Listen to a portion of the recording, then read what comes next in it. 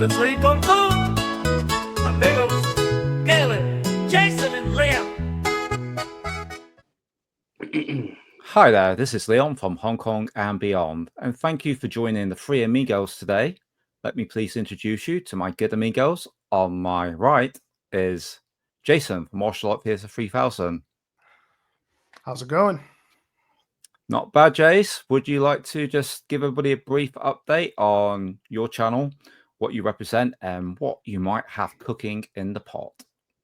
Yeah, for sure. My channel is Martial Arts Theater 3000, and I've been doing it for about, I don't know, are you guys forgetting it's 2025 recently? I just keep like totally forgetting. So wow, 4 years now, and it's been a blast meeting everyone. And I cover martial arts movies, mainly old school. And recently on my channel, I've been adding in some more shorts, trying to give little blurbs about the Venoms and like Chang Shang. Been adding those in because some of them I actually took from my larger videos. I like to just give little tidbits. And I've been trying to do some more like I don't know how you would say it, like bigger scope videos, like kind of like why I think 1978 is the best year in Kung Fu cinema. So I've just been covering, more of those topics. And I have some things on the back burner. I've been wanting to go through Bruce Lai's entire like catalog and then rank them. And as I've told you guys before, that Venom ones, I think took a few years off my life, like how much work that was. So I've been just trying to do it when I feel like doing the video, even if it takes like a year longer, just do like one here and there versus like, because I know Leon, like that Jackie Chan thing, you just sprinted right through that. So not that's a bad thing, but at the end you said you were a little beat up. So I was fatigued, all the claims and all that stuff that was going on. Oh, yeah, it really exhausted me. Okay, so and we have... I'm just saying I'm going to be doing the Bruce Lee and some Shogasugi and stuff like that. I can't wait for that. I'm looking forward to that stuff. And we got to mention as well, right at the beginning, Mike's Avengers podcast, because that's too good not to mention. Thank you. Appreciate that. Yeah. And my other amigo is Kaleb from Kaleb's Kung Fu Cinema. Kaleb, give everybody an update as to your channel and what's going on. Yeah, I'm Kaleb, host of Kaleb's Kung Fu Cinema. It started out as a podcast about it'll be 5 years this year, but it started out as a podcast about a little over 4 years ago. Originally, it was just me and my wife Amber, and then we expanded into myself, Amber, and our good friend Montarius. I've also had various guest podcast hosts on the show throughout the years. I retired the podcast last year, but it's okay. It's still up for everybody to hear, and it's on all the major platforms. So anybody who hasn't heard it or wants to revisit it, it's still available for everybody. And I transitioned over into pretty much just strictly a YouTube channel because it was just for me, it was a little easier to do with after getting a new job and getting a lot busier. Finding time to do the podcast just got harder and harder, and so I decided to just transition over to YouTube and start making videos, which is a lot easier for me. I had been out of action for almost 2 months because I got really sick with a respiratory infection and I had to recover from that. But I'm feeling good now. I'm doing a lot better. I just did a video showing off my everything I got for Christmas recently, which was a lot of movies. And I've got a couple of movie reviews coming up really soon. Now I'm gonna do review Twilight of the Warriors Walled In, Nice. probably next weekend. Next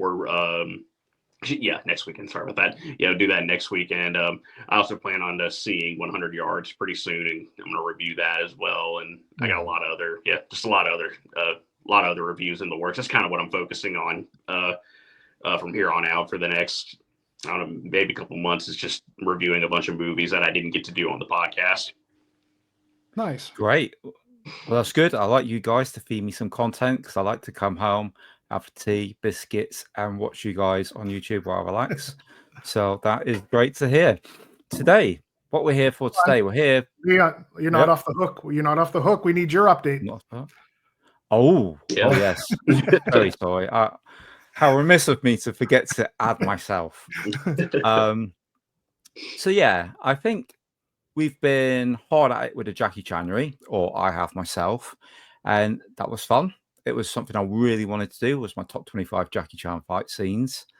And we've made a few plans. We're going to make a few changes this year, I think. And I think I'm not going to pump out so many videos on selected topics because it's kind of very lonely. It's like you by yourself. And as good as it can be, as fun as it can be, I think I like the interactions a little bit more. When I'm with you guys and we're doing the streams, or I'm with Shaz and we're doing the podcast, that's where the joy is. So we're going to carry on with the podcast, but speaking with Shaz, and rather than make it feel timed all the time, we're going to take it back to one podcast every 2 months. That way we can carefully select the films that we want to cover. They will be one Hong Kong and one from somewhere else, East Asia. So we're looking forward to carrying like a through line. So we covered just on the last episode Cure by Kiyoshi Kurosawa, and we're going to be following that up with another Kiyoshi Kurosawa film, which we have selected, but I'm not at liberty to say yet. And we also covered Boat People, and we're going to follow that one up with another An Hui film. But again, I'm not at liberty to say I know what it is, but we're going to do those, and we're looking forward to it. And we're going to see where that takes us. It may that we may get to the end of our An Hui coverage and then say, well, who was in Boat People that we liked? Oh, George Lam. Maybe we'll go and do a series of George Lam films now, or Andy Lau, or whatever. Just going to let the path take its natural course and enjoy that. And then on top of that, we can kind of concentrate then on the end of year sort of countdown videos. We kind of like them, like what was our top 25 of the year, or top 10 a year, whatever it is. But we kind of enjoy watching Huss at Touch of Film. Shout out to Huss. Hi, Huss. What's up? His videos, I really enjoy when he puts out his end of year list. I usually sit down, a cup of tea or beer, and watch them, and I get my pen out, pad, and write down the list. So I'm looking forward to making that more of a thing. Looking forward to doing a Christmas special again. But other than that, we'll cover some films that are sent for us to review for cinema, which we do enjoy. But we're not just going to pick a film off the shelf and review it. It is good, but we've got like a back catalogue of over 300 videos, and I think that's more than enough for the time being. So I think we've got too much choice sometimes, and people just flip through one of our videos to the next, to the next, to the next. So it's time to cull it back a little bit and just enjoy doing what we do, because I love spending time with you guys. I would like if you guys, I mean, it's a lot. It seems like it's a lot if you kept up your Shawtember, because I thought you guys would always show up on that.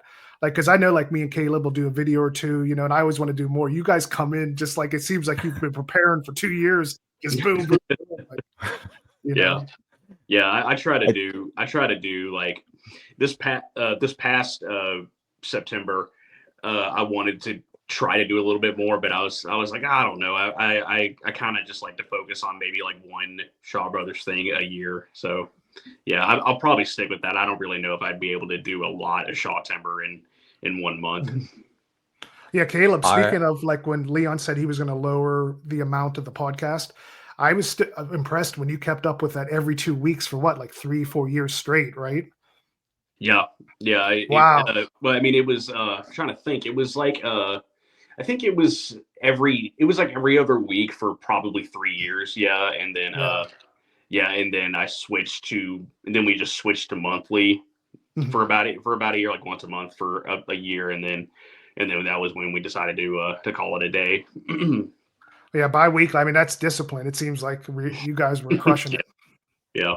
Oh yeah, you were completely smashing it, because I tried one. I think it was the previous episode, not the one that's just out. The previous one, I tried to go full film coverage like you always did. And I didn't realize how exhausting that was. I'm like, Jesus Christ, this is hard work. Yeah, especially with one or two people. When you have three, you can kind of chill while the other people discuss it. Yeah. But when so kudos for that. Yeah, thank you. It was it was definitely rough. Like looking back on it, when I do like video reviews now of movies, they're obviously they're a lot shorter. I try to keep it maybe under 10 minutes.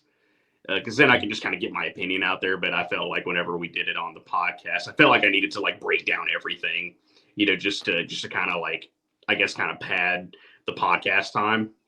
So Yeah, but Yeah. you did it in a way I really like, because like it's the type like if someone, even if they never want to see the movie, you really walk them through each step, and you'll be like, okay, now we're at the finale. Like I liked how you outlined it, so if someone is even if never going to see the movie, they felt like they kind of watched it a bit, you know. Yeah. And some people have reached out and told me that before, that they felt like they were watching it even if they hadn't seen it before. Cool. So, Cool. Yeah. That's really comforting when you sat at work doing a boring job and you got that in your ear. I love it. Yeah. Absolutely. Okay, so to today's theme. It's not Jackie Chanuary anymore, but we've still got a project that we've had to keep putting off because of, it's been unfortunate. Both my good buddies have not been well, but we're all well today. We've been planning this for as long as we've been putting it off. Yes. Well, I think this is the cherry on top of Jackie Chanuary. You know, we had the Sunday. This is the boop. You know. I think we have to give credit to Kaleb for this particular theme and idea, don't we, Jace? Is that right? Yeah, I think so. I can't. Yeah, it's been that long. I know. All I know is he was very sick, and I was down for the count. So we're back and ready to. So here it is, folks. What we're going to be doing today is discussing our top 3 Jackie Chan films of the 70s in reverse order. But before we get into that, we're each going to start with our least favorite, what we think is the worst Jackie Chan film of the 1970s.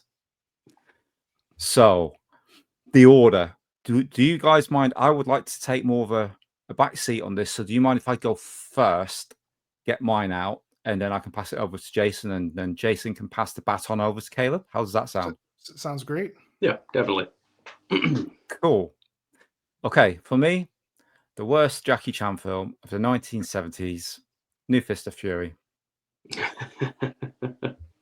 There it is. I mean, it's not that it's a bad film.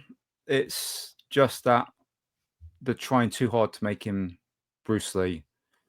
And it never sat right with me. I prefer the Bruce Boytation that we've seen that isn't Jackie Chan to Jackie Chan fudged into that role. It never sat well with me. I can appreciate today, what they tried to do with the story and some of the fight scenes. But when it gets to his hands moving, like Yeah. every time that kills me, it takes me right out the film. And that is my least favorite, even though I have it and I still can enjoy it when that very rare moment takes me. That's the bottom of my pile for the 70s. So, brother Jason, take it away. For sure. Okay, this was tough for me. My least favorite is Half a Loaf of Kung Fu. Well, and here's the thing. So because I got sick and we were putting these off, I watched all the Jackie Chan movies, but as you know, not all the Jackie Chan movies, but all the 70s ones. And as you know, they seem to like lump in pairs. So if you watch Drunken Master and Snake and Eagle's Shadow, they start feeling similar, especially when there's the same villain and same, old master. So I wanted to do like a refresher. So this past week, I've been kind of going back to it, and excuse me, I have to say, To Kill with Intrigue was the one I was going to have as the worst one, because I thought that was so bleak. Jackie seemed such a fish out of water. Like in my mind, I used to think New Fist of Fury was a little rough, but what I feel like is Lo Wei kind of beat the life out of Jackie Chan. Like in my mind, especially like I have his book right here. This is one of my favorite books. I Am Jackie Chan. Yeah, it's yeah, it's so good. And so you guys both have read that then? Yeah. Yeah. You know that Lo Wei section so interesting, but in my mind I pictured this trajectory where he just got better and better, and then he hit on Snake and the Eagle's Shadow. But when I rewatched this, I felt like he came out of that Peking opera stuff with Little Tiger from Kwantung and then into New Fist of Fury, and I actually see a lot of life in Jackie. I think he's silly and he's doing a lot of stuff, but I feel like he just got beat down by Lo Wei. By the time you get to Kill It with Intrigue, he seems depressed and just bummed out, and I was like, this is the worst Jackie Chan 70s movie. But then when I rewatched Half a Loaf of Kung Fu, I'm not a big fan of like kung fu comedies. I happen to think Jackie Chan is funny. So like in his movies, I feel like he is funny, but when they try to make the movie funny with the Three Stooges stuff and the or whatever, like all that editing and stuff, not even a slight smirk. It actually makes me like feel like I feel less amused the more bells and whistles that Lo Wei was trying to throw at that. And I just kept begging. I was like, can they just have a serious moment? And they do get more serious at times, but they always just keep going back to that slapstick. So for me, I think Half a Loaf of Kung Fu is his worst 70s movie. Fair comment. Yeah, definitely. Okay, Kaleb Nato. Yeah, so man, I'm kind of starting to feel like a fish out of water here, because I have to say, like, even, I mean, New Fist of Fury and Half a Loaf of Kung Fu, I totally get what you guys are saying. I'm not trying to I'm not going to defend those movies by any means, but I will say that I actually kind of enjoyed both of those. New Fist of Fury, the thing with that one is I watched both versions of the movie, but when I first watched it, I watched the very heavily trimmed down one, because originally that cut was like over 2 hours, something like that. Mm-hmm. And then there's a very heavily trimmed down one, which was like maybe 80 minutes, a little less than that probably. It was very, very, very, very cut down. And so I watched the very cut down version, and I actually thought it wasn't that bad. I mean, I dig it. Yeah, I definitely see, yeah, they were trying to make him the next Bruce Lee and stuff like that. Very, very much trying to replicate the original Fist of Fury, which was, obviously a huge success, my favorite Bruce Lee movie. And I know Jason, that's his favorite as well, or maybe not favorite. I know you said that you think that's his best one, but yeah, my favorite's Big Boss, but I think Fist of Fury is his best though. Right. Yeah. Yeah. And yeah, so I mean, I get it, but at the same time, I watched that cut down version of it, and at the end of it, I was like, you know what? I actually didn't think it was that bad. It was passable. I'll put it that way. But that's just that version of it. I did end up watching the longer version, like later on, because I did interview Brandon Bentley. I don't even remember when I did that. Almost 2 years ago, I guess. But whenever I did that, whenever I was getting ready to interview Brandon, I went back and watched that longer version of New Fist of Fury, and I listened to it with Brandon and Kung Fu Bob's commentary, which was excellent. I was rolling at that commentary. They made so many funny points and like stuff like that, and so the commentary definitely helped. But yeah, that longer cut New Fist of Fury is not fun. Well, when it says 1980 cut, is that the shorter one then, right? Yes. Okay. Yeah. And then then Half a Loaf of Kung Fu, again, I get that as well. It's not great, but at the same time, I came out of that movie thinking, okay, it's not that terrible, because I've seen a lot of people like really trash that movie and say, it's a horrible abomination and like all this other stuff. I'm like, I wouldn't go that far. I mean, it does make me laugh here and there. But they definitely go overboard with the comedy. It's a little too goofy at times. But at the same time, yeah, again, I came out of that saying, you know what, it's not that terrible. So for me, I have to say, like, I think my least favorite from that period is Little Tiger of Kwantung. Because and that's not to say that it's a bad movie. I just feel like it's probably the least impressive. I don't think it stands out as well as like other movies. To Kill with Intrigue and Killer Meteor, stuff like that, yeah, probably not great, but I mean, at least those movies still kind of have like a very interesting look and feel to them. And I feel like Little Tiger Kwantung is just not really a standout. It's just not very impressive for me. I didn't enjoy it that much. I didn't feel like I was watching anything, really that interesting. And with those other movies, I didn't feel that way. I felt like, okay, I'm watching something interesting. I'm watching something that's like a product of its time or something, and it's, Little Tiger just didn't really do anything for me. Can I throw in a small hot take there? Yeah. I thought that was going to easily be my least favorite, especially because I put on the YouTube video and that was the worst quality. I couldn't find it. I mean, the quality I watched, I don't know if I've ever seen a Kung Fu movie look that bad. Yeah, like I couldn't even make screen. I had to keep it small so I could see like what was going on. But my hot take was, I feel like in a weird way, because he was only 17 when he made that one. Yeah. And I felt like his acrobatics were actually a little fresher. Well, okay, what it was is that his acrobatics, of course, especially in the 80s, went to an insane level, especially the choreography. But the actual moves themselves, he was so spry. And if you think about it, if you're in that Peking opera school growing up, you're so fresh, like off of it. He would just go up and rock and do these things. Like his moves seemed almost like, I wouldn't say at their peak, but you know how gymnastics, they usually have kids when they're 9 or 10, you get it in your system. But if you took 10 years off, like you'd be rusty. He no way got rusty and his choreography got better, but I could see a snap. He seemed fresh out of school, and I think his moves had a real snap on his acrobatics in that. Yeah. It's like watching Jet Li in Shaolin Temple. Yeah, that's fair. Yeah, it doesn't make it great though. Yeah. I've got this kind of interesting. I was started off with this because don't know if you guys know, but To Kill with Intrigue, yeah, that inspired me to start writing. Oh wow. Yeah, I've never fully finished it, but I started writing a novel called The Scarred Sorceress, and it was based on To Kill with Intrigue because the that's cool. storyline of that film really captured my imagination. And as Jason and I both know, we both like fantasy, quite a strong love of it. And I saw a strong fantasy sort of plot on that film, and I didn't look at it as a martial art film. I looked at it as a fantasy film. I thought this would work so much better as a fantasy film or a book. So I did start writing it, and I loved the whole thing with the Bloody Rain Gang. I love that you had Su Feng in there from Touch of Zen and all the King Hu films. So I have a real soft spot for To Kill with Intrigue, even though I know as a kung fu film, it's not it's not good. It's not good at all. Well, you have a good eye for that with the drama and fantasy. You have a good. I could see. My thing is I was looking at the scope of Jackie Chan, and whenever Jackie Chan has the Baroque haircut or like the Venoms, you know how like in the Venoms they have like the Beatles shag cut, or it's back with the sideburns.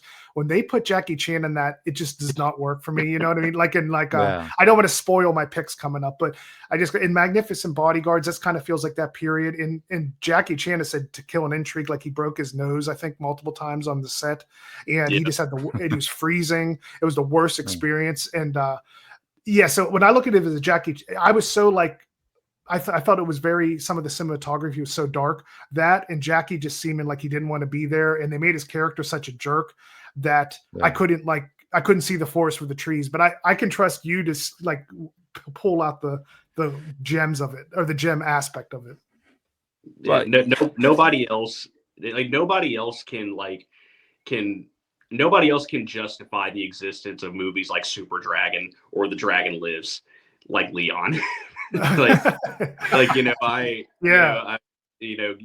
would call back to our Bruceploitation discussion whenever Game of Thrones came out. But yeah, I mean, I hated those movies so much. The Dragon Lives made me fear for my life.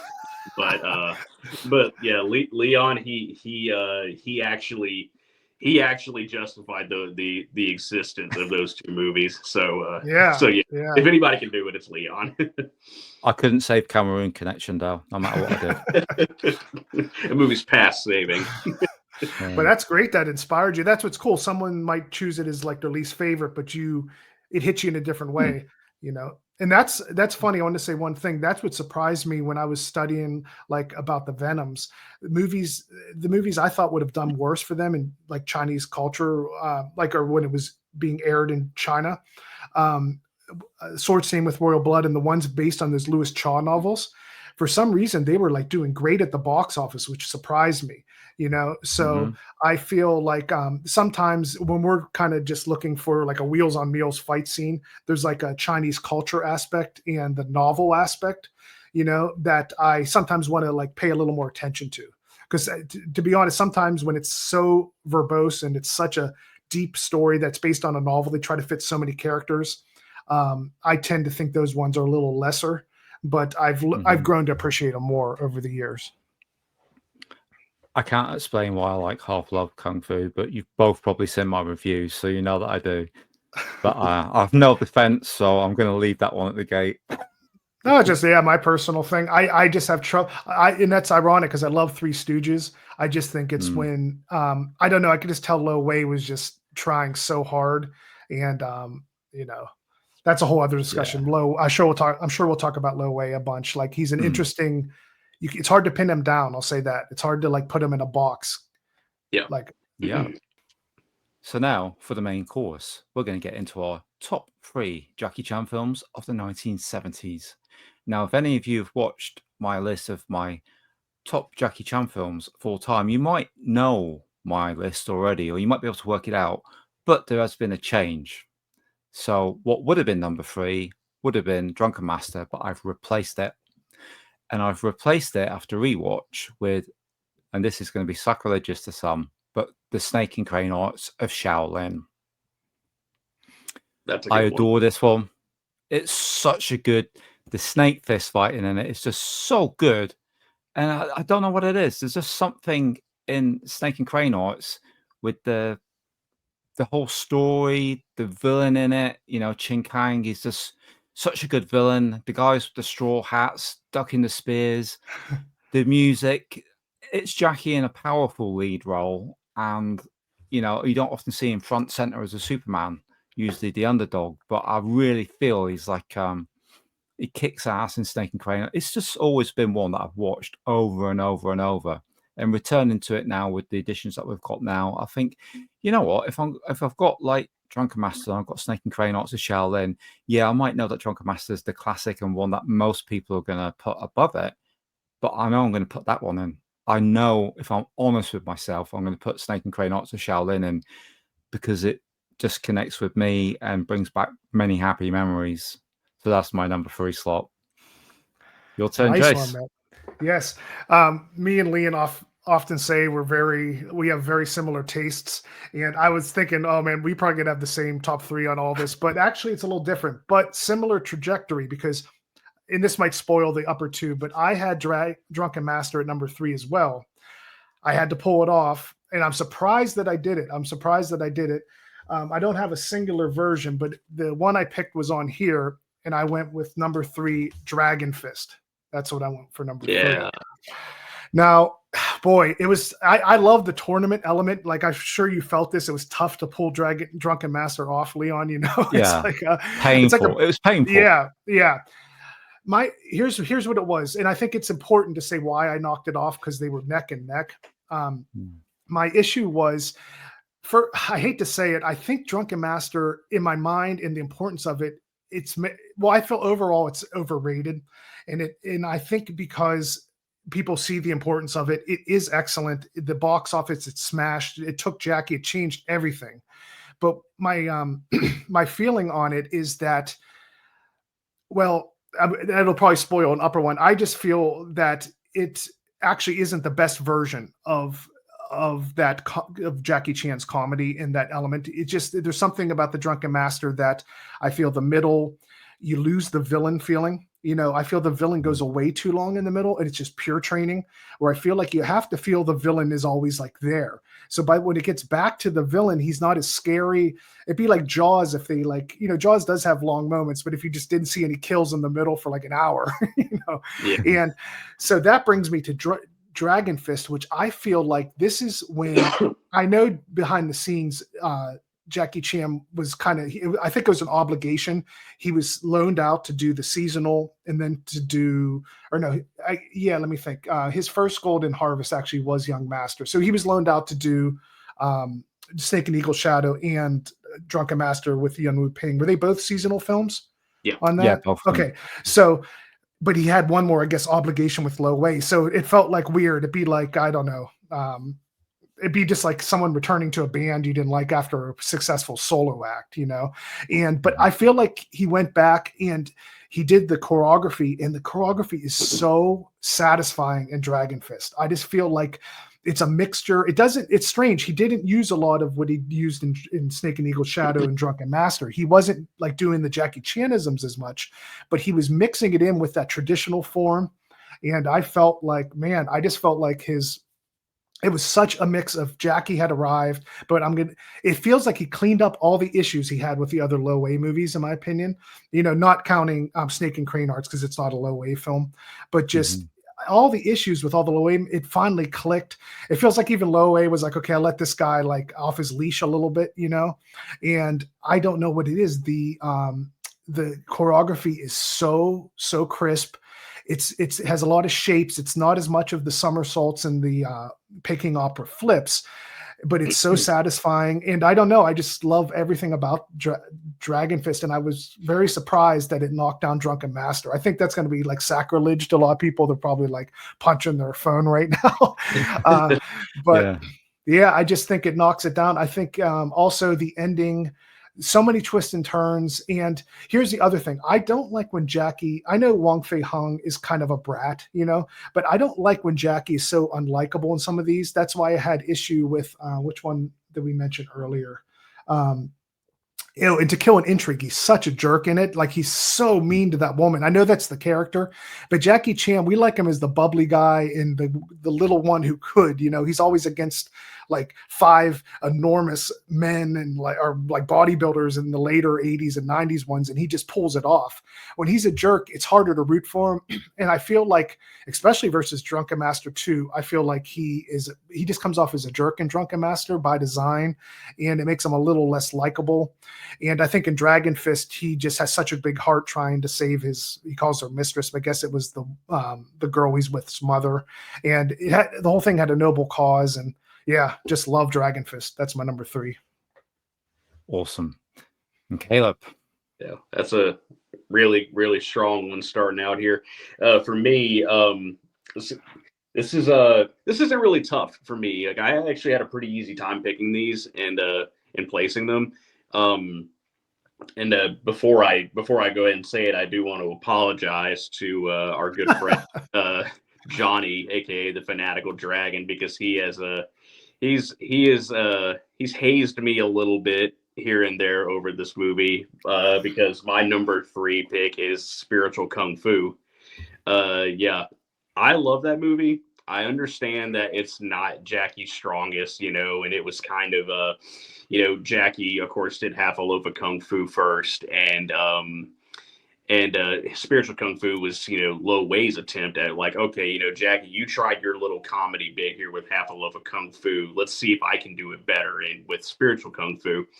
And Spiritual Kung Fu is a very outrageous, wacky movie, and Jackie's character is not that likable either at several moments in the movie, like especially like when he meets this girl. And if I remember correctly, I mean, it's been a good minute since I saw the movie, but if I remember correctly, he was like doing this, his character was like doing this thing where he had like never met a girl before, didn't know what a girl was, sort of thing. And like that scene's kind of weird. There's a scene where he's trying to kiss her, where they're fighting to kiss her. Yeah. Not a great scene. And good fight though. Good fight. Yeah, that was, and that girl did. I can't remember the actress's name, but she did great. Choreography wise, did a really, really good job there. There are other scenes, like there's a moment where Jackie kills a hen. I hate that too. And but I have to say, like, the stuff that I do like, like the fights, there aren't a whole lot of them, but they're the one, like whenever they get to him, it's really cool. Like, especially when he's fighting all the monks with with the different weapons and stuff like that. That's a really great sequence. I love how long it is and stuff like that. It's really really fun to watch. And then like the final fight, is also really good. James Tien gets in there, and him and Jackie always did a really good job, like, together. That's such a great fight. Such a good fight. Yeah, and then we get that surprise twist at the end as well. Like, like once again, with like those like older like low wage Jackie Chan movies, they try to do the twist, a good few times, and so we had that here. And I remember rewatching Spiritual Kung Fu a few years ago after not seeing it for many, many years, and I completely forgot about a lot of things that happened in the movie. And so like when that twist comes at the very end, it like legitimately surprised me, and so it's I think it's got some good moments, and it is funny here and there. there's a lot of training with the ghosts. The ghosts are hilarious. Like they like really crack me up. I love when the ghosts actually come in and they kind of like start haunting the place, and all the monks and the students and everything like that are like constantly freaking out, flying around that yeah, that little book or whatever.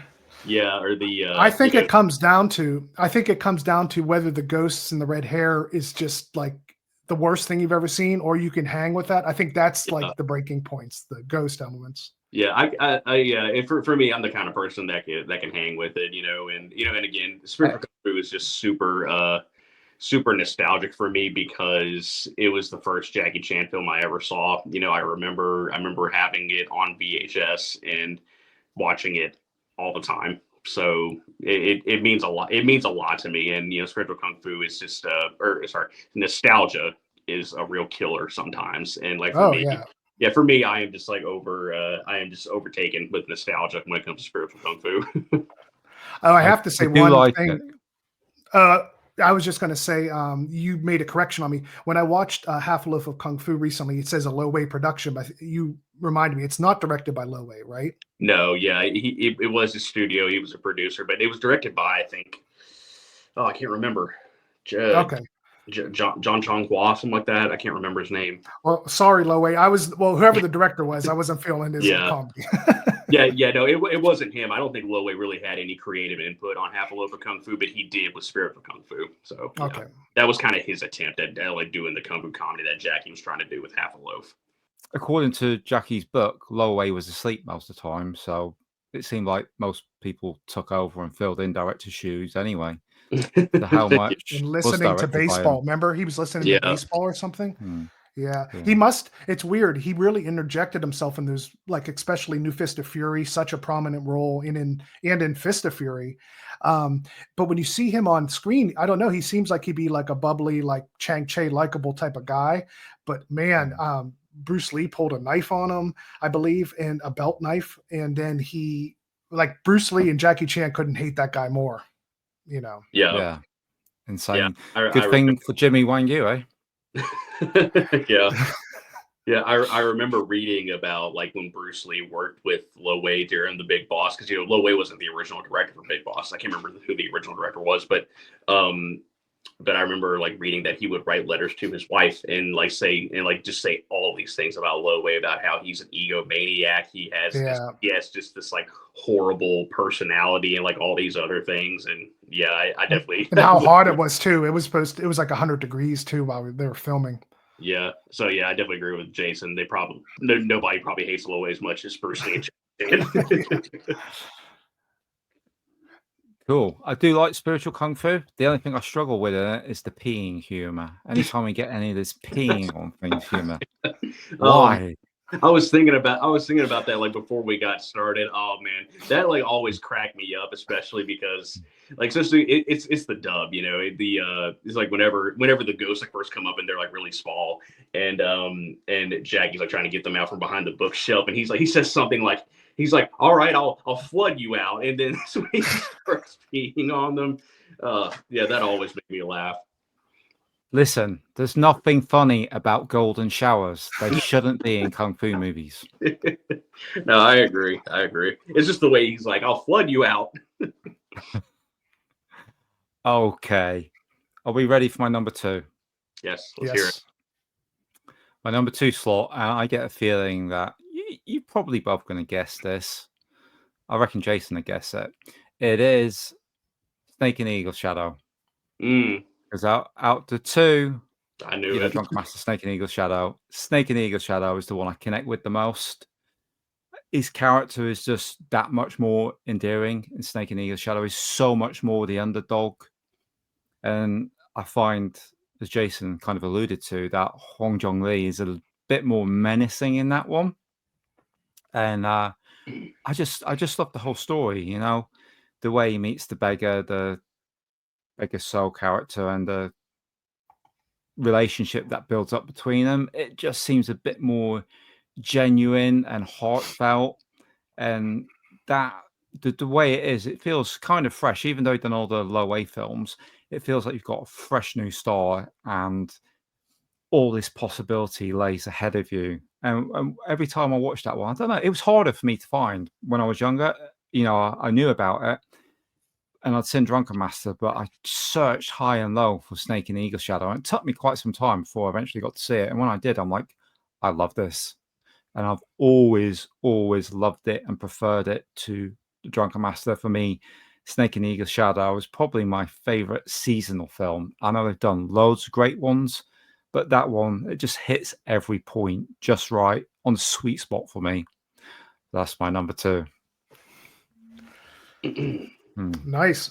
Okay, so I guess this is going to be a nice little continuation because I have Snake in the Eagle Shadow as well for number 2. I knew it. I know me and Leon are like separated at birth.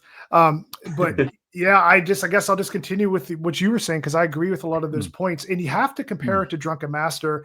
I do not recommend watching those two anywhere close to back, because they just like meld into this like same movie. But Snake in the Eagle Shadow, the pacing is better. The training is better. Jackie Chan is much more likable, and I think that's important for Jackie Chan, because the protagonist role, you want to get the audience so on your side, and when you're being pushed away by Jackie, and I guess because he became so likable, he's just like everyone loves Jackie Chan, that when you see him being the brat, I know that's the point of the story. It's just, I don't know. And like the other thing is, yeah, it was strange. Like the more I watched Drunken Master 2, I have to say the less I like it, which is kind of weird. Like, I mean, I think the ending is really powerful in I said Drunken Master 2. I meant, of course, Drunken Master. But the more I watch it, it just drops down a peg or two. I do think it's a very important, like, flagpole moment of the 70s. But that's another point. Snake in the Eagle Shadow really put the jump from all the movies to Snake in the Eagle Shadow is such a seismic leap. And then the Drunken Master's just, well, for me, goes down a bit. But his, Jackie Chan just came into his own. He was bottled up. He was like what do they say? Keg powder or whatever, like a blowing up. Powder keg. Yeah. Powder cake. Thank you, Caleb. Yeah. And man, it just all came out in all his frustrations and everything. And I just love in some of the cinematography where he's doing like the moon by the moonlight, and I love the relationship with him and the Sifu and everything. It's just so great. And it's very similar. I think that's 1977 or 78. 78. Oh, 78, of course. Yeah, I did a video on 78. Of course, I know that.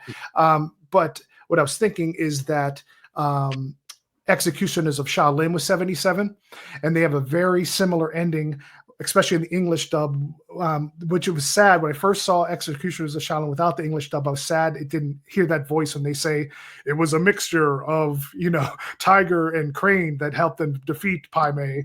And it's almost the same exact thing on Snake in the Eagle Shadow. He says, I think you should call it Snake. And he doesn't say Snake in the Eagle Shadow. He says something a little different, right? Snake under the Eagle Shadow, maybe. Right.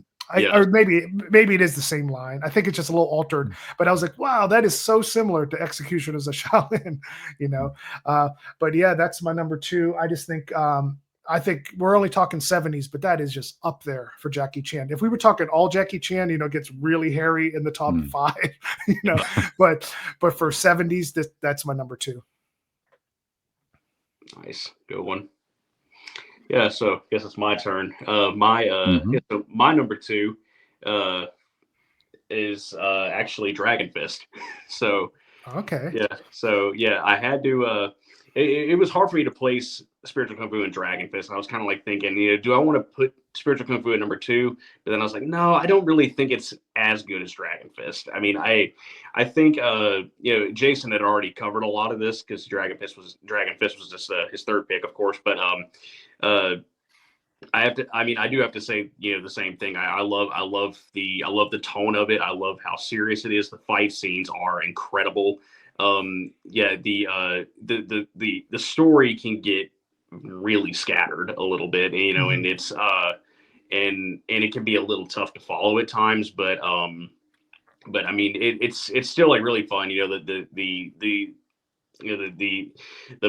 The messy plot didn't really take me out of it when I first watched it. I still really enjoyed it. I thought the fights are really good. I really love what they did with the excuse me, with the master, you know, the main one that Jackie is hunting throughout the movie. I really like what they did with him and kind of like giving him you know, like his own redemption arc and stuff like that. Because when the movie starts, he's not a nice guy. He's an evil kung fu master, that sort of thing, you know. And but then you know, in the context of the movie, so many years pass before Jackie is actually ready to go after this guy and avenge his master. But by the time he finds this guy, nothing is the same about this person. You know, he's completely different. And exactly. Yeah, and that was another thing that I really liked about it, about how, you know, they tried to give him his own arc and stuff like that. You know, and again, going back to James T and him and Jackie have some excellent moments, like as far as fighting and stuff like that goes, and we get a great twist with James Tian's character at the end. Oh yeah. Yeah, so yeah, I definitely have to put Dragon Fist at my number 2 pick. Let me ask you, nice. It's interesting you said that little point where it goes forward a bunch of years.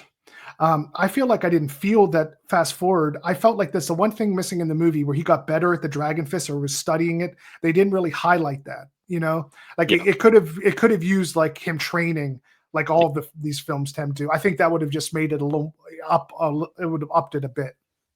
Yeah, I definitely agree. I don't even like really remember how much time they said it passed, but I think I missed that. I think suddenly he was just better at Dragon Fist, and I was like, how did he get better? You know, I was like, yeah, it just happened. But yeah, I would have liked to see some training too. You know, I think that definitely would have made it even better. But I still like how it turned out. Good pick. Nice. Yeah. Yeah, I'd like that. I mean, you got Yen Shi Quan in there, haven't you? Which is absolutely fantastic. Great villain. Okay, for my number 1, I mean, I'm going to feel really, really bad, Jace, if I put out my number 1 and it's your number 1. I think do we want to reverse the order for the last round and go Kaleb, Jason, me, or are we happy to continue on and run the risk? Oh, you mean just because I'm the last one, you went first, and yeah, like, oh, that's really kind of you. I don't know. I don't mind. Let's let Kaleb decide. Yeah, Kaleb, you decide. It's your choice, brother. Yeah, I mean, hey, I already kind of have a feeling what you guys' number 1 picks might be. I'm not going to say, you know, I'll leave it up to you. But I mean, I guess I will go ahead and get mine out of the way. I mean, mine's actually a pretty obvious pick too. So, I mean, I can't guess right now, to be honest. Okay, it just came to me, but I might be wrong.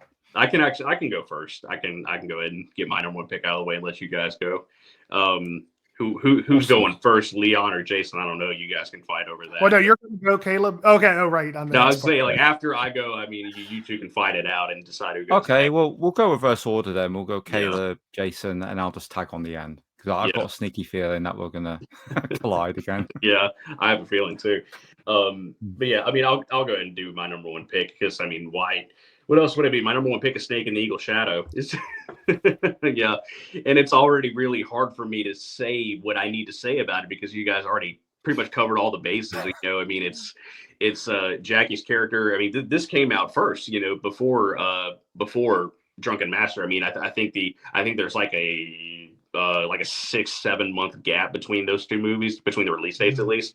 And you know, and for me, I mean, you guys kind of already know. I don't know if notorious is the correct wording here, but I kind of notoriously do not care for Drunken Master.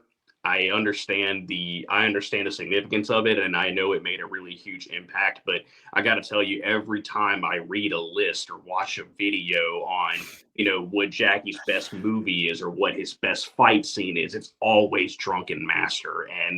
And again, I get it. I get the impact that movie has made, but at the same time, it's just, you know, I go back and I watch it. I actually haven't watched Drunken Master in like 5 years, and that is because I absolutely have zero interest in it. In watching it, I really do not want to revisit it right now. Well, I'm getting a little Cameroon vibes coming out of here a little bit. No, I don't feel that way. I don't know. Yeah. Actually, I'm surprised. I didn't know it. I thought you just thought it was lesser, like in your. So would it? I mean, it's probably hard to ascertain, but where would you, if you just had to pick on the top 10 of these movies of the 70s, where do you think it'd be out of all of these for you? Drunken Master. Like, where would Drunken Master be out of all the 70s movies? Yeah. I don't know. Hard to say. I mean, I would probably say top 10, but not top 5 for you, though. No, I wouldn't say top 5. So you would put like Snake and Crane Arts and different ones above Yeah. Drunken Master. Okay, Yeah. interesting. Cool. Yeah, I mean, I would say Drunken Master's top 10. I mean, I would probably maybe put it at like 6 or 7, you know? Maybe like well, there's right only under I top think there's 5. only 10 for the 70s anyway, so I think it'd be top 10. But you know, Yeah. Oh, I don't know. I'm having a hard time remembering everything. There's probably about 10. You were probably right, but 13, I think. Oh, really? I actually have 12. Okay, I'm way off. I have Kaleb, the list you sent me. I put it up on a note here. oh, When yeah, you- yeah. So the thing, for those who don't know, whenever we were originally planning this, we kind of set a bit of a criteria, which was we would only discuss movies where Jackie was the lead. Mhm. So, but you know, there are a couple other movies that he did in the 70s that were, you know, where he was a supporting character or something like that. But I mean, Killer Meteors. yeah, I mean, I would say Drunken Master might be number 6 or number 7, like right under top 5. So it's not like it's not even in the discussion, but you know, it's just you know, my interest is not for that movie is just not really there. It's you know, like you guys kind of already pointed it out, but you know, his character is just not very likable in Drunken Master. I feel like, you know, and I've said before that I'll die on this hill. Drunken Master 2 is way better than the original, but yeah, some people would disagree, and that's fine. But you know, I feel like even in Drunken Master 2, Jackie's character, you know, actually did learn something.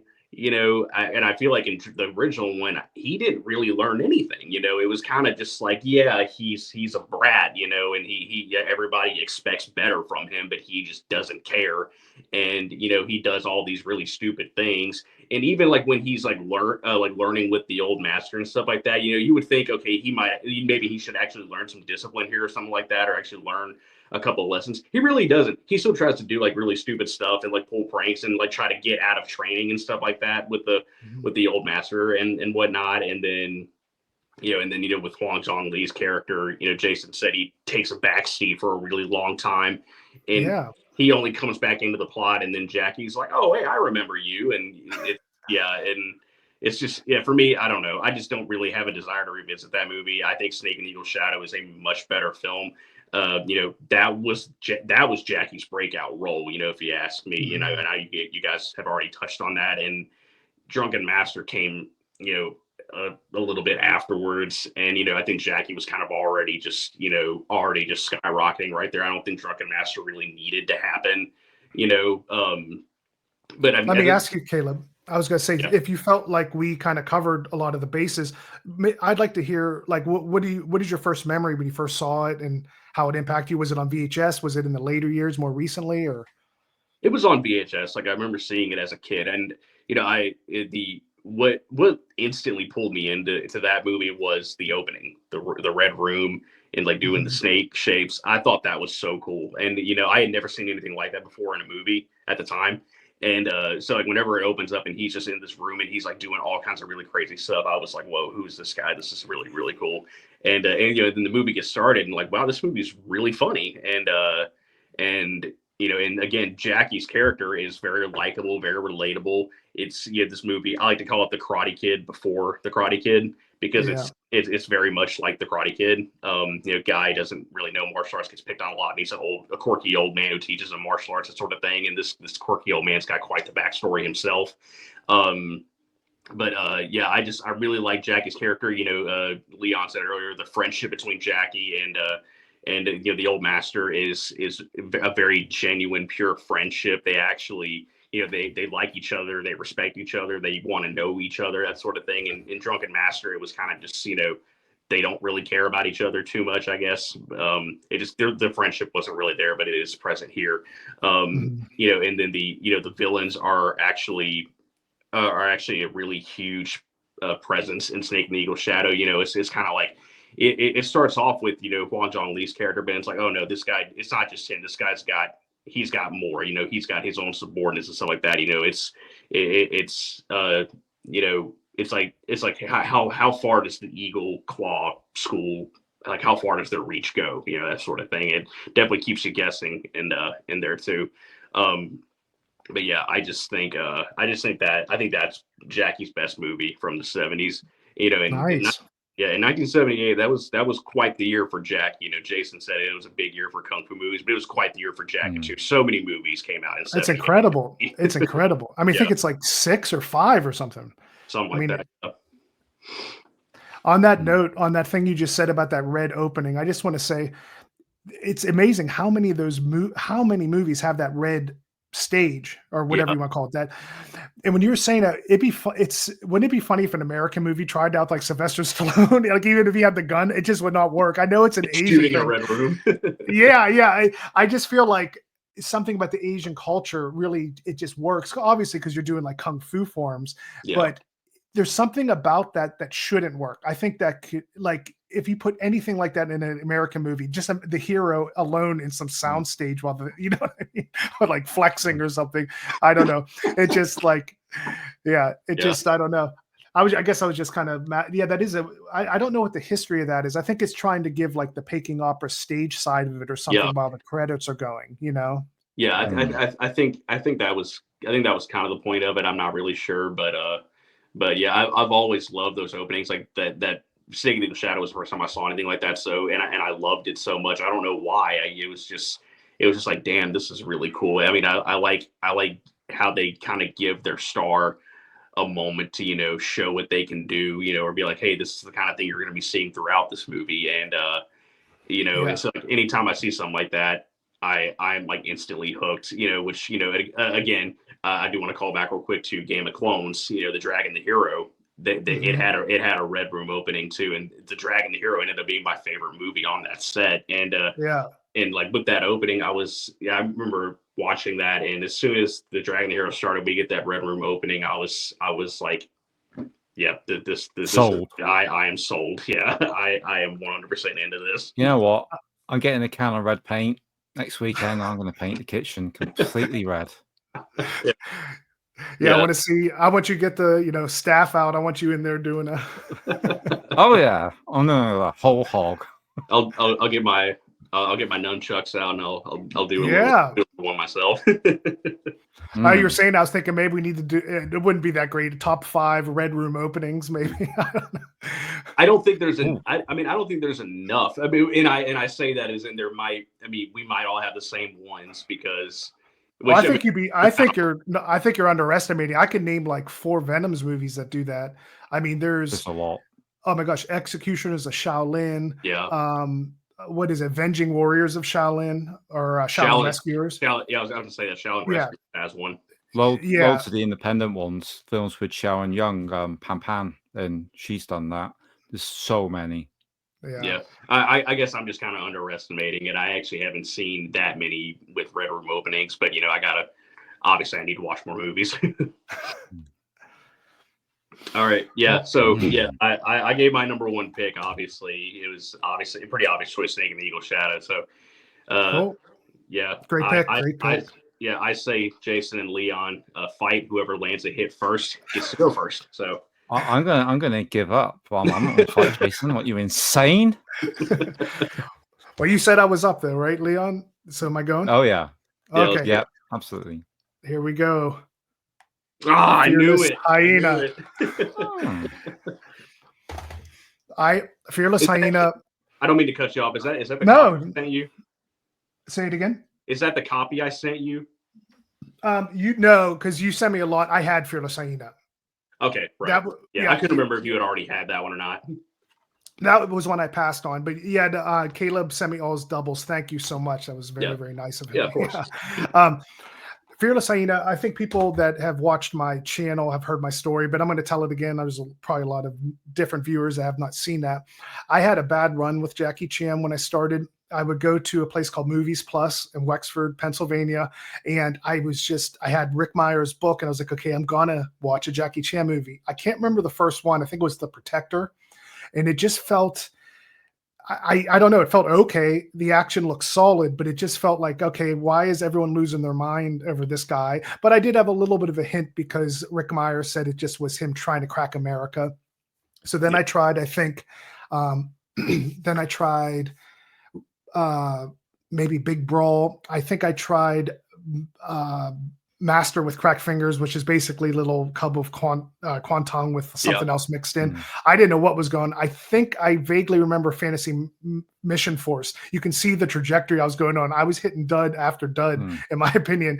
I mean, Jackie wise, I mean, I can hang with Protector now. Once you see the gold of Jackie, you can go back and appreciate lesser movies of his, you know. Robert Klaus directed. So it's interesting. But so finally, I really feel like Fearless Hyena was like a last ditch effort. I remember the VHS. I don't know if it was different in England, but it was, I think, a field with Jackie's face on it or something. And I put it in, and right off the bat, I knew something was up. The cinematography, and when it said directed by Jackie Chan, that really interested me. And I think his cinematography in this is amazing. He does a lot of, I think it's dolly shots, but it moves like quicker than most dolly shots, you know, like a lot of this panning when the guys are running and it's on a separate track. So I saw that. Once it got to those opening fights, I was like, man, this is getting better and better. I think by the time it got to him and James 10, who did a great job, I think we have to get a shout out to James 10. The more of these 70s ones you watch, man, he's really, I guess they were friends or something, or Lo Wei must have been really interjecting him, but he's in this one, not a Lo Wei one. I was surprised how much he was in these movies. And I thought he did a great job as the grandfather in this. But when they're doing the pole fighting, I was like, man, this is what it is. I'm getting it. And my mind was blown. It just, I was completely, this was my first Jackie Chan true experience. And because of that, maybe similar to your spiritual Kung Fu, the nostalgia, once that nostalgic, it's like the alien getting on, someone in the movie. Like once it's on your brain, you can't really get it off, And I try to be, like pragmatic about it and more objective versus just watching it and like, because when I watch it now, every scene's like a comfort blanket. I just love every scene. Even scenes I could see how people be like when him and the guy are buying coffins. I could see how some people would be little like, what's going on with this? For me though, I just was like, I don't know, 10 years old watching it, and it was like kind of cool. It was just like zany moment. And I have to say in the English dub that the bear, his voice is like, why don't you come over here? It's like that voice is like ridiculous. Every movie back then had a character with that kind of dub voice. It was yes.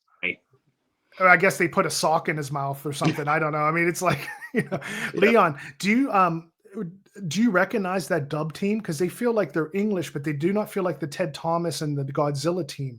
I don't know. The team on Fearless seemed like a one-off. I don't recognize their voices as much.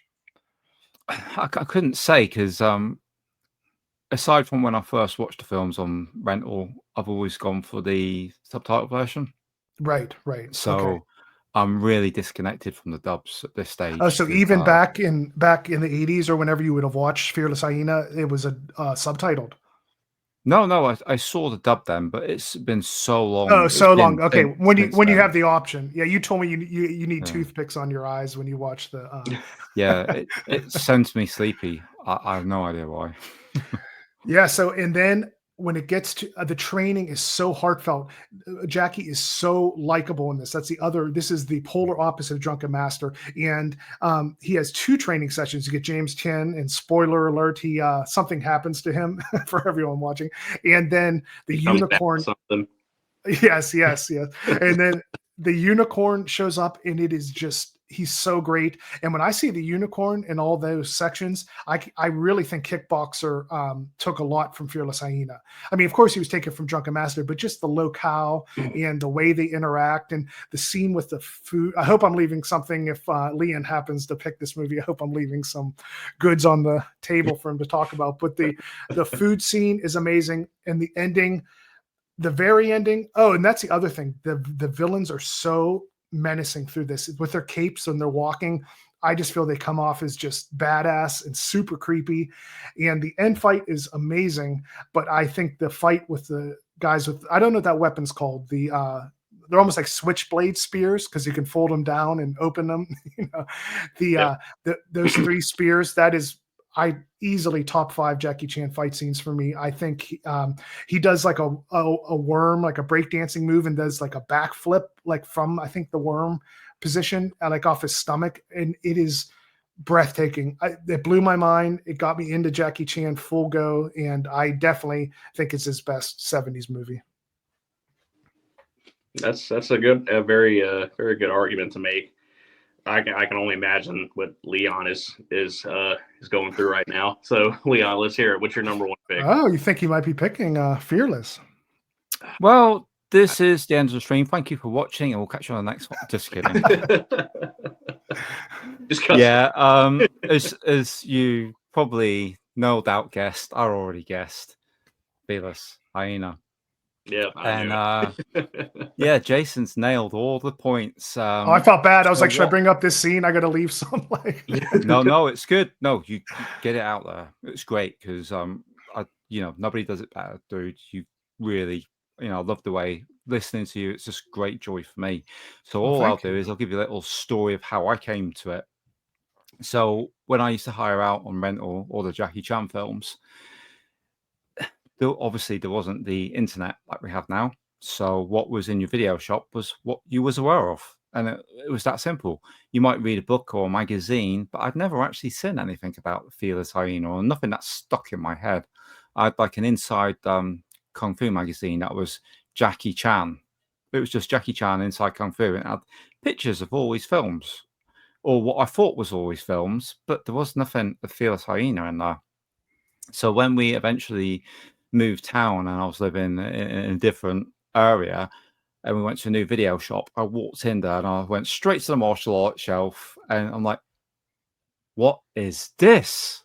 I saw that cover, Jackie from a sort of sideways on with, looking as ripped as I've ever seen him. I'm like, oh, we got to join this video shop. I need to see this film. So we did, probably the first one that we hired out, the Ritz video. And I love Hired Out, it. by the way. Hired Out is the funniest thing. Yeah, slightly. But yeah, what can I say? We put it on, and the concept of the emotional kung fu, now that really triggered my imagination. And as much as when we was watching it, me and my brother, he absolutely hated it. He was like, what the hell is this? When he's laughing and then he's crying. I'm like, what do you mean? What is this? This is quite clearly genius. And it just did that for me. I thought, I've never seen this before. He's confusing his opponent. I didn't know who Yen Shi Quan was then. I just knew that I absolutely loved that look of him. He looks with the long hair and the cape.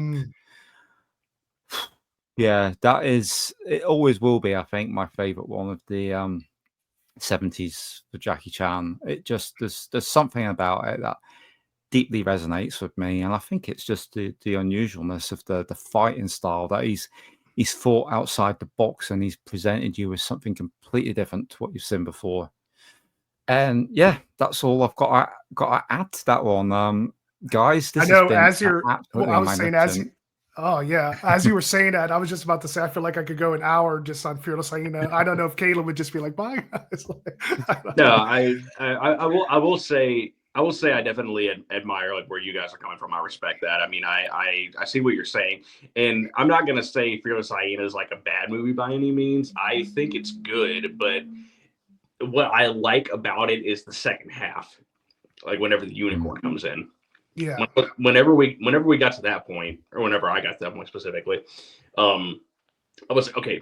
I was like, now I can get into this. But beforehand, with like all the other hijinks and stuff like that, I was just kind of like, I was like, what is this? What is happening here? Like, I feel like I don't know. Maybe Jackie had maybe he kind of overwhelmed himself or like overwhelmed his own imagination or something like that. I don't know. I'm just speculating, but like I feel like maybe he got a little too crazy with like all the antics throughout Fearless Hyena, and then whenever James Tien's character comes down with something, that was like whenever that scene happens, and then then the unicorn comes in, and then like we see some more of the villains and stuff like that. Then I was like, okay, now I'm interested. This is intense. I like it.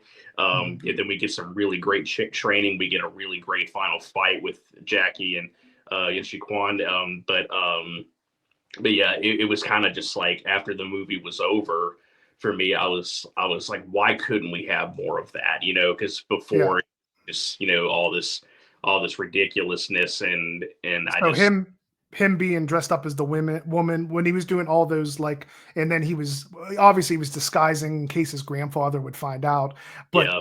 all those fights didn't work for you too much when he was being the woman and all. Not Okay. really, no. It just, yeah, I mean, it's like dressing up as a woman or trying to be a guy who's like mentally disabled or something like that, Mhm. or it's just like, I don't know, it's just like too many wacky antics going on, and for Fair me, enough. it just like wasn't funny to me, and Okay. Okay. and of course, comedy is subjective, obviously you guys thought it was funny, Mhm. I just didn't, and I wasn't into it, but like afterwards, yeah, I thought it was great. And when it was over, I was just, thinking, why couldn't we have more of that? And that's kind of just my take on it. I wanted to add, like, and trying not to do the Fearless Hyena extra hour, but the training, I feel the reason I love the training so much is the best part of training in Kung Fu or the worst, and I think it has to do with time a lot. I feel the hard part to nail in training is to feel the guy trying and failing. You see him trying and failing and trying and failing. 36 Chamber of Shaolin nails that, like, especially when he's trying to, to overcome the butterfly swords with what Li Hoi Sing, who Liu recently Song, passed. Yeah. Yeah. When he's trying to overcome that, he fails. So he's making the weapons, and it's breathtaking. It's amazing. Just the film, the screenplay, and everything about it, the design of it. Fearless Hyena, I feel, did it excellent too, but you don't even know. You feel like he's ready, and he feels like he's ready, but he goes to attack, all of them, and when they're walking in the town, and he's just raging. But you feel like his kung fu should be good enough, but he learns, because of all he has is that pure anger, that the unicorn has to teach him. Okay, that's one of the elements. We're going to have you do anger, and the way he introduces the emotional kung fu, and the reason he needs to use the emotional kung fu, I feel it nails that needed trajectory of the training, because I'm sure you guys have seen this. It's often the guy sucks, and then the next scene in training, he's much great. better. And and then and then he's like fighting the boss. And I think that's condensing. And another one is No Retreat, No Surrender. I felt did good on the training, letting Bruce Lee in the garage, getting him better. I think that's what makes and Kickboxer. I think it's interesting to dissect what makes good training. Or just, I just hate when the guy can barely like do anything, and then the next thing he's just like, the music comes in and he's like a master, already. Yeah. Right. Excellent. I've got ideas swimming around my head now because I've enjoyed this one so much. I'm just going to throw it's been great, guys. To the general audience. What about if we did a top 3 Wong Fei Hung films? That'd be great. That would be That'd interesting. be great. There, isn't there? Yeah. Well, I do have a slight dib.